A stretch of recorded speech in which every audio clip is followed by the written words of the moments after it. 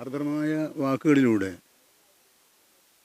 മനുഷ്യൻ്റെ ഹൃദയവേദന ജനങ്ങളിൽ എത്തിക്കുന്നതിന് വേണ്ടി അതൊരു സ്വന്തം ഹൃദയവേദനയായി വ്യാഖ്യാനിച്ച് അനുവാചകനെ വല്ലാത്തൊരു അവസ്ഥയിലേക്ക് ഉയർത്തുന്ന ഒരു അസാധാരണമായ എഴുത്തു ശൈലിയാണ് അദ്ദേഹത്തിനുണ്ടായിരുന്നത്.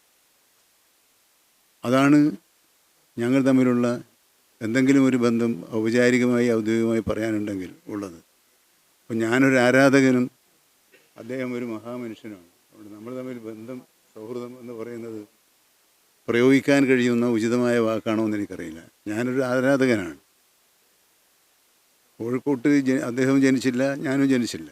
പക്ഷേ കോഴിക്കോട്ടുകാരനായി ജീവിച്ച് കോഴിക്കോടൻ വിചാരവികാരങ്ങളെ മലയാളി മനസ്സിലേക്ക് എത്തിക്കുന്നതിനുള്ള ഒരു വലിയ യത്നം, ഇടപെടൽ അദ്ദേഹം തൻ്റെ രചനകളിലൂടെ എഴുതിയിട്ടുണ്ട്.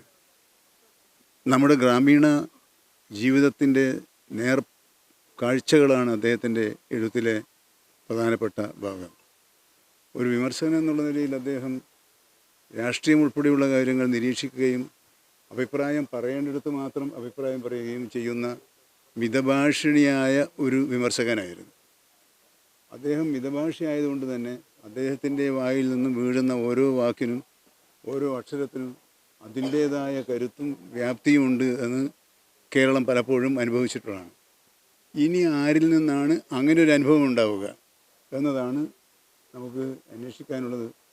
അവിടെ നോക്കുമ്പോൾ മുമ്പിൽ ഇപ്പോൾ ശൂന്യത മാത്രമാണ്. അദ്ദേഹത്തിൻ്റെ വിയോഗം മലയാളത്തിനുള്ള നഷ്ടമാണ്, മലയാളക്കരയുടെ നഷ്ടമാണ്.